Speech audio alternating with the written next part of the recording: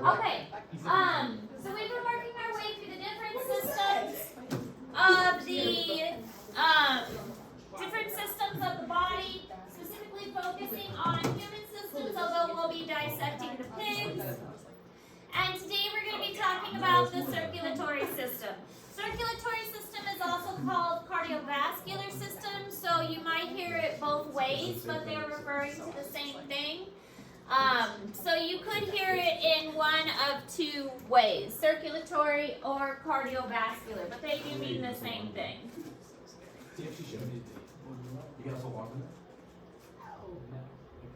All vertebrates have a closed circulatory system. In fishes, a two-chambered heart pumps blood through a single circuit.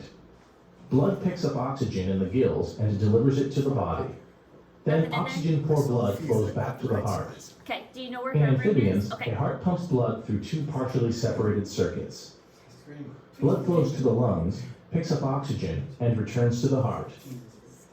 It mixes with oxygen-poor blood still in the heart, flows to the body, and then returns to the heart. In birds and mammals, the heart is fully partitioned into two halves and blood flows through two separate circuits. Blood flows from the heart's right side to the lungs and back to the heart's left side. The left side of the heart pumps blood through capillary beds in the body and back to the heart's right side. Why have capillary beds? Visualize a river flowing into and out of a lake. The flow rate is identical in all three areas, but flow velocity falls in the lake because the volume of water spreads through a greater cross-sectional area. A similar slowdown occurs in capillary beds. It gives blood enough time to exchange substances with the interstitial fluid. So we have to have capillary beds because it slows down so that things can get exchanged at the capillary level. So blood vessels, the bigger vessels, it goes faster and it slows down at the capillary level. So we have a circulatory system, which is usually blood vessels, and the heart. And its whole job is to move things around. That's basically what it's doing, is moving things from place to place. That's really kind of the whole purpose of the circulatory system. Then we also have the interstitial fluid. Interstitial fluid is the fluid between the cells. This is important. It's not living.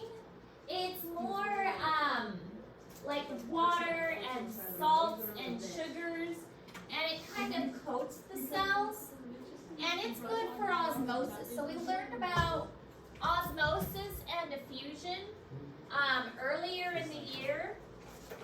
in the school year.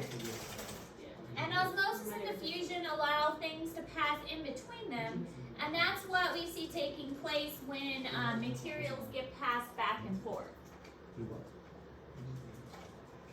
So the interstitial fluid protects the cells, but also allows nutrients to get exchanged.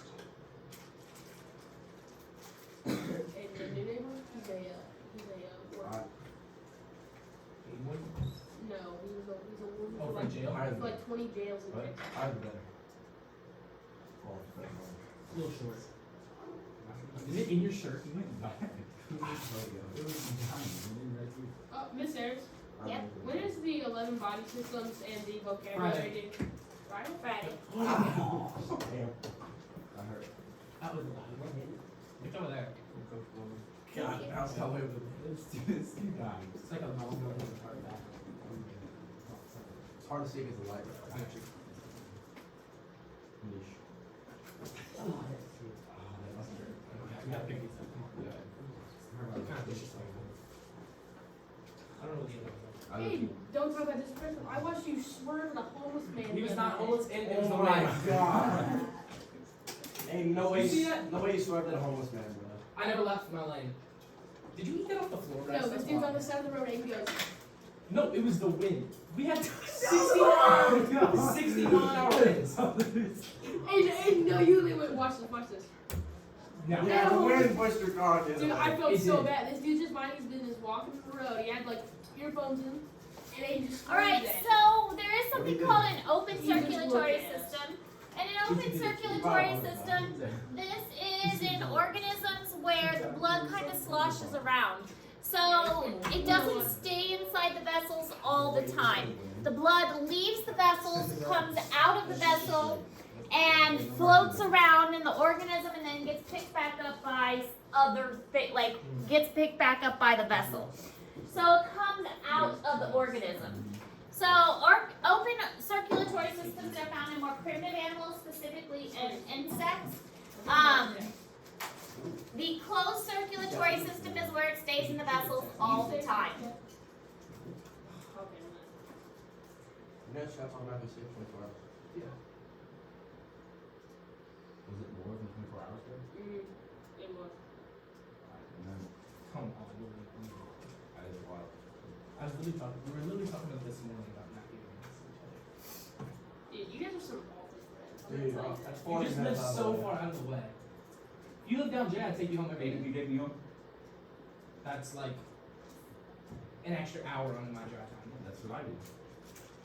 Aiden, my mom said she would literally meet you at Benedict every day if you take me. Alright, I'll do that. You will? That's on his way home. I go out swearing. Let him take you home. Well, she's not today. She'll take me home today. But if you meet her on I Benedict can do every it day. today. Alright, so closed circulatory system, everything stays inside the vessels. All the blood is not going to leave. It stays inside the vessels. So these are more advanced organisms. Yeah. On your mom's It said she quit. to spend more time with her. No, she quit Mizzou like 3 years ago. Wait, show us your mom's face. Prove me wrong. She hasn't posted anything recent. We were all there. We all heard Green say that. This literally says retired at Melissa J Photography because she doesn't do Maybe photography. go up a little or go down. What's the like first one? Selling my sister's Apple Watch. I'll buy it. Saying my sister's a teenager. Is she a teenager? Look, he is. A picture of me and her from like 10 years ago. Wait, this one? So birds and mammals have hearts with 4 chambers, and this is important because it keeps the blood completely separate. So when the blood is completely separate, we don't have the oxygen and the deoxygenated mixing. This is really helpful because it keeps the blood more efficient, and it helps our bodies just be more efficient as far as the circulatory system goes. If the oxygenated and deoxygenated blood is mixing, then it's not going to be as efficient as it could be. The 2 separate systems are called the pulmonary circuit and the systemic circuit. Pulmonary circuit goes to the lungs, systemic circuit goes to the body. Alright, make me. No. We're all one. Both in my couch. 4-chambered hearts are only found in birds, mammals, and reptiles.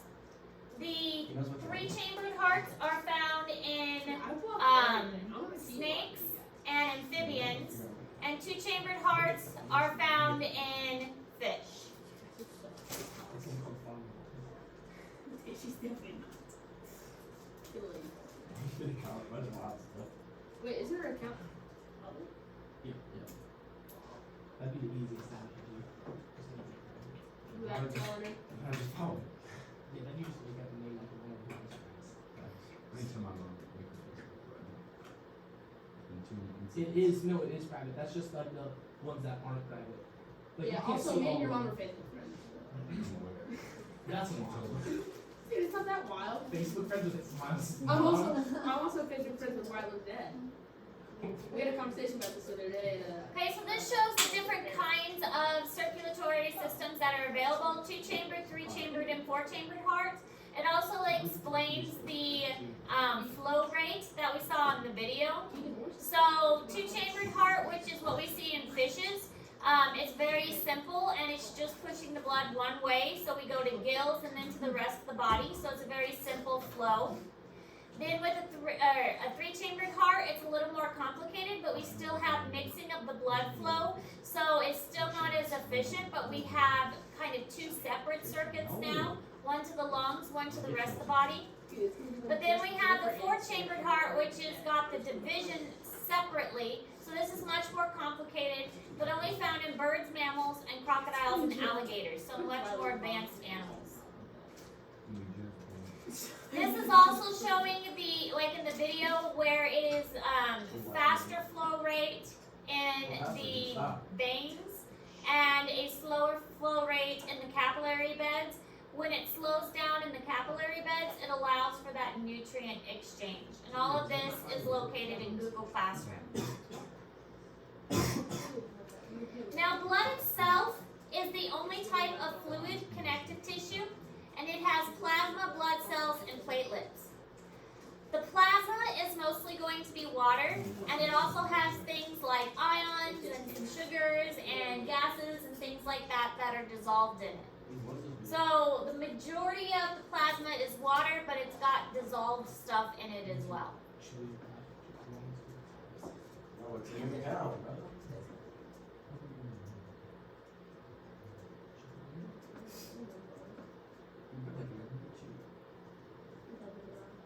Go ahead, AJ, please.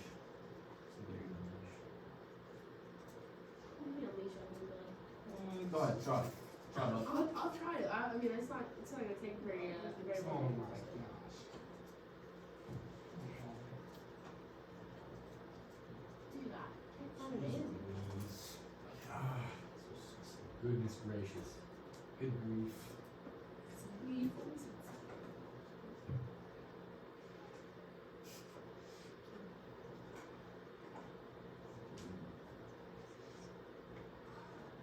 We can grill it.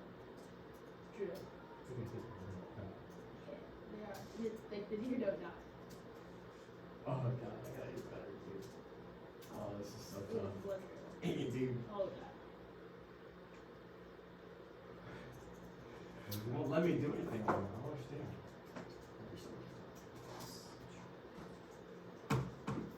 Can you just stay away from my family? Alright, so then we have the different types of, these are called formed elements, or like the not liquid part. The main one is the red blood cells, which are also called erythrocytes. Erythrocytes, their whole point is to transport oxygen. That's basically what they do. I mean, a little bit carbon dioxide, but mostly oxygen. When they are mature, they do not have a nucleus present. They contain something called hemoglobin, and the hemoglobin is what the oxygen binds to. So really the red blood cells, their job is to transport oxygen. There are also white blood cells. The white blood cells are called leukocytes. Leukocytes, their main job is defense, and they will go around and destroy any pathogens like bacteria or viruses that get into the blood. They'll help with tissue repair, so if you get injured, they help with that also. So you have red blood cells, white blood cells. Those are the like the physical part of the blood, not the liquidy part, the solid part.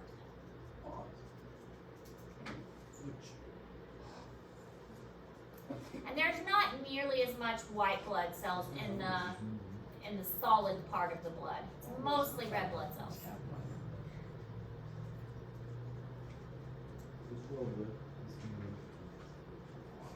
If it's it might take two.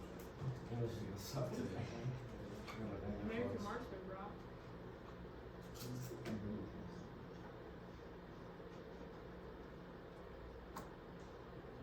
What? Okay, cow. Yeah. Dave's the farmer. The other solid part in the blood are called platelets. Platelets help with blood clotting. They aren't even really a cell themselves. It's like a big cell that's been crumbled up. So think of it like a cookie that has been crunched up, and they're like little pieces of a cell. So they're like cookie crumbs. The platelets are really used for clotting. So it's like if there's an injury, the platelets go and kind of block off that injury so you don't bleed out. That's really kind of their job. So they arise from a stem cell that is in the bone marrow, and that's where all your blood is made in the bone marrow. So blood is not made from the cardiovascular system. Blood is actually made from the skeletal system because it's made inside of bones. 32. I made this slide. I'll try to follow.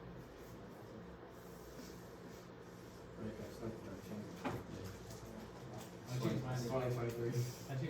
My White wife House. is super restricted. Mine's 1999.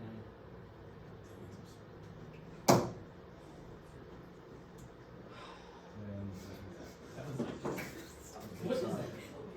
American Marksman. Pretty. Manga got right. So it's just floating metal. This is what it looks like if you were to take a blood sample and spin it in a centrifuge. The centrifuge makes all of the heavier, like solid pieces go to the bottom and the liquid pieces rise to the top. Most of it is liquid in the blood, so this is the plasma, and then most of the solid part is red blood cells, so this is all the red blood cells. There's a little tiny line right here that is white blood cells and platelets, but the majority of it is red blood cells followed by, then you've got the white blood cells and platelets here, and then most of it is actually the plasma, which is the watery part. And this is in Google Classroom too. So this shows how the blood cells are formed. They all start from this common stem cell that is found in the bone. And from this stem cell, it can go several different directions. It can make this really big cell that breaks apart into platelets, or it can go into your erythrocyte, which is the red blood cell, or it can make any of these variety of leukocytes. And all of these leukocytes are different types of white blood cells. They all start from this original one type of stem cell, but they can go many different directions depending on what the body needs.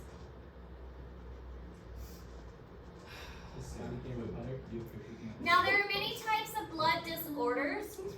We already talked a little bit about anemias when we talked about like sickle cell disease and hemophilia. Hemophilia was more of a clotting disorder. But anemia is when your body can't carry enough oxygen, and so we are, there's not enough oxygen, you get really tired, you get really out of breath, you get really dizzy. Those are all symptoms of anemia. Typically, if you're anemic, the first thing they're going to tell you to do is to take iron. Iron will bind with the hemoglobin on your blood, and that will help you to get more oxygen. So that's a temporary fix for anemia. Polycythemia is if you have too many red blood cells, sometimes that can happen too. Then there are issues with white blood cells. You can have in leukemia too many white blood cells or mononucleosis when there is not enough white blood cells. So there's also issues with recognition proteins. Now we talked about in genetics the ABO blood typing, but we didn't really mention too much the positive and negative factor. So we kind of talked a little bit about O positive or O negative and things like that, but we didn't focus too much on the positive and negative aspects. And that's what these recognition proteins are. So we have positive blood or negative blood. That's what these recognition proteins are. It's a marker on the blood that helps to identify our blood as a certain individuals. So everybody has A, B, O, or AB blood, but you also have positive or negative blood. So if you have positive blood, that means that this marker, this protein is present. If you have negative blood, it means that it's absent. So if it's present, then your body will recognize it. If it's absent, it means that it's just gone. So if you receive negative blood, then that's okay. But if you give somebody who, like, for instance, I have negative blood, if I were to receive positive blood, my body would recognize that as foreign and it would coagulate like this, and that would be bad. But if you gave somebody negative blood, they wouldn't care. The negative blood, they don't recognize the protein is just absent, and it's okay. So if you are positive or if you are negative, it doesn't matter, you can get negative blood. But if you are negative, you can only get negative blood. Does that make sense? Yeah. You can only get negative blood if you're negative, but if you're positive, you can receive either one. Is it bad I don't know what blood type I am? I mean, it'd be helpful to know. Do you know what you are, Trace? If you went to, like, if you needed a blood transfusion, they would give you O negative. Like, if they don't know what your blood type is, if it's not on your driver's license, that's the first place they would check. And they didn't know, they would give you O negative. I'm negative. I'm C positive. Because if you ended up being a positive and they gave you, Negative? or negative, and they gave you something else, this would happen to your blood. It would all What's coagulate, your pocket? and that would be bad. You know your daughter? Yeah, I'm done. Are you? Are you a donor? You not wanna be? I'm at a bad decision. No, I mean, not I made gonna a be- quick decision. I should have. You can always get your license changed.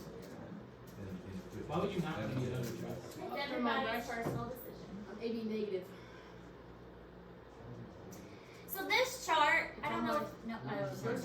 This chart is a really good kind of visualization of how this works. So here we've got the blood type of the recipient. So this is the person that needs the blood, and this is the person that's donating the blood. So if you are O, C positive, but AB negative. you can only get blood from an O person. If you got blood from AB or AB, your blood would coagulate and it would be bad. Are you alive? If you are getting blood and you are A, You didn't tell me. you can get blood from O or A, but if you got blood from these two people, it would be bad. If you are B, you can get blood from O or B, but these two are bad. And then if you're AB, you're lucky, you can get it from anybody. So that's why they are considered the universal donor or universal recipient, because they can get blood from anybody. And that's why O is considered the universal donor, because they can donate to anybody. But they can only receive from other O. And so this is why I get calls every day, because everybody wants my blood, because I can donate to anybody. And because I'm O negative especially, Got it every day. I have the lack of that marker, and so that's why in like medical shows and stuff, they're all like, hang up a bag of O negative, because anybody can have O negative. Alright, you too. You can all have my blood. Blood for everyone. Alright, now this will probably be a question on the test, so you'll want to pay attention and make sure you understand how this works. This is a very interesting condition that actually I had to deal with my pregnancies. It's RH blood typing with pregnancies. So if you have a negative factor in your blood, so like I'm O negative, okay? If you are lacking that marker, so if you're negative, if the mother is negative, okay? And then she has a child with somebody who's positive. So my husband is positive blood. If the baby has positive blood, the first pregnancy is usually okay. But sometimes the baby's blood mixes with the mother's blood. If that happens, the mother realizes, hey, that's foreign blood. So then the mother's body makes an antibody. So then the second pregnancy, the mother's body has antibodies present. And now the mother realizes, hey, there's a foreign object here. If the baby is positive in the second pregnancy. So the second pregnancy, if the baby has positive blood again, and the mother now has antibodies present, the mother's like, hey, there's a foreign object here. Let's kill the baby. So it becomes an issue during the second pregnancy. So if the mother doesn't realize that she has negative blood, her body could try and kill the baby during the second pregnancy. So this wasn't an issue for me because I knew that I had O negative blood. So I knew right away that this was, because my mother also had O negative blood and my father was positive, so this was something my mother experienced. So she dealt with this with all of her pregnancies, and so I knew I was going to have to deal with it with my children as well. So I told my doctor right away, hey, I have O negative blood. I know this is going to be an issue for me. put it on my record. I don't want this to happen. I don't want my body to think my children are foreign objects and try and reject them. So really it's a simple solution. All you have to do is get a shot about halfway through the pregnancy and get a shot right after you deliver the baby. What's that? So it's not like it's a big deal if you know. But when I was living in Garden City, the doctors there that they treat half the population in Garden City were Hispanic, and so my doctor that was treating me, he was telling me of a case where a lady moved from Mexico, and she had no idea that her first pregnancy she was O negative, and that her second pregnancy, her body was going through this and trying to reject the baby because she had this Rh factor. And so they had bad health care in Mexico, they didn't know what was going on, and so now they moved to the United States and had better health care, and so they were going through a lot of trouble with her body trying to reject the baby, and it was because of this. So it only happens if the mother is negative and the father is positive. And the first pregnancy is usually fine. If the baby is positive, what happens is the baby's blood mixes with the mother's at some point during pregnancy, and the mother builds up antibodies.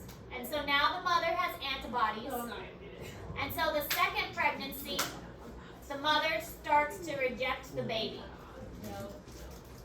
So there'll be a question about that on the test. But again, not a big deal if you know, you just have to get more shots. Alright, any questions about that? Okay, so other things about the cardiovascular system. We have a pulmonary and we have a systemic circuit.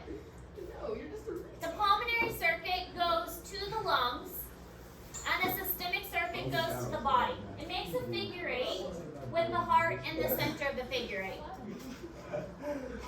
The arteries are deoxygenated and the veins are oxygenated in the pulmonary circuit. This will be another question on the test, because usually the arteries have oxygen and the veins do not. But it's switched in these two circuits. In the pulmonary circuit, it gets switched. The arteries do not have oxygen and the veins do in the pulmonary circuit. So I usually ask a question about that. So this will probably be another question on your test. And the systemic circuit, it's back to normal. Arteries, oxygen, veins, no oxygen. Because systemic is going to the body. No. Like on my thing, I got a 68, but when I got my test back, I had 7. Oh, we have me do. So I don't know. On the pilot six, I have 82.4, and then on the test, I have Yes, you gotta round up. Hey, when you get on the test? 82. 117. Yeah, you got a 76. Remember we did this. I don't know what I got. I think it's like 120. Hey, you get 117 divided by 100. Huh? No, I got like a 125 out of 150. What? Yeah. No, you got a 117. That means you got a. Well, I was in my car. That means you got a 78%. If you got a 117. 13 questions. That's it. Okay, again, it looks like a figure 8 pattern with one circuit going to the pulmonary, which is the lungs, the other going to the systemic, which is the body. In one case, it is oxygenated with the arteries. In the other case, the arteries are deoxygenated. 117 out of 150 is The double pump action of the heart creates two circuits of blood flow through the human cardiovascular system. The pulmonary arteries carry oxygen-poor blood from the heart's right half to capillary beds in the lungs. Pulmonary veins return oxygenated blood to the heart's left half. It's pretty normal. The systemic circuit is the longer route. Oxygenated blood is pumped from the heart's left half into the body's main artery, the aorta. Blood flows to smaller arteries, then arterioles, and then capillary beds in all regions. For most of the systemic branches, blood flows through only one capillary bed. The exception is the blood that flows first through capillary beds of the intestines. It flows next through capillary beds in the liver. This arrangement delivers nutrients and other substances absorbed from the intestines to the liver, where they are metabolized. Locations in the body where two capillary beds are connected directly are known as portal systems. Veins return the oxygenated blood to the heart's right half. The hepatic portal system is a little bit separate. It allows the blood to be filtered out by the liver first.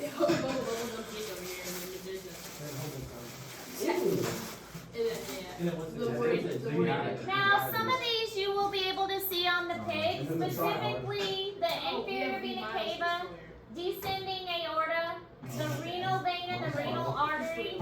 Those you'll be able to see pretty well.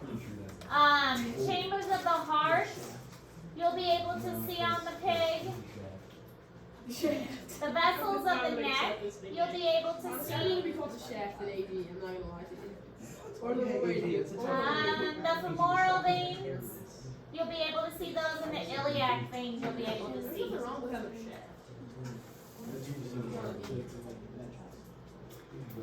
So one capillary system, the vessels of the capillaries are so small that only one blood cell can flow through the capillaries at a time. And this is important because it allows for the blood to slow down and the exchange to happen. In the liver especially, the liver is going to clean the blood and help to filter out any toxins. So the liver is important as a cleaning organ. The kidneys also are going to filter things out. So between the livers and the liver and the kidneys, the blood gets filtered and cleaned very well. Oh, come on.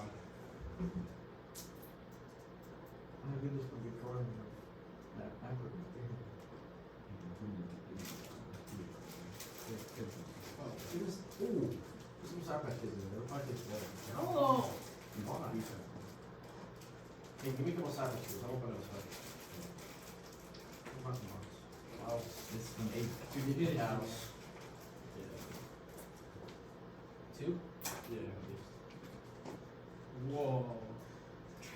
Wait, why is it fizzing up? More. Super sugary. Well, you put that in. That's fine. Oh, good. Right, stick it in there. That looks really fizzy. It's about to taste less than.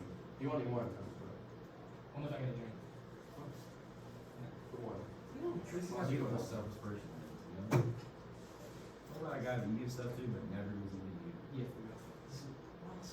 Good for you guys. Trace, what do you do to us?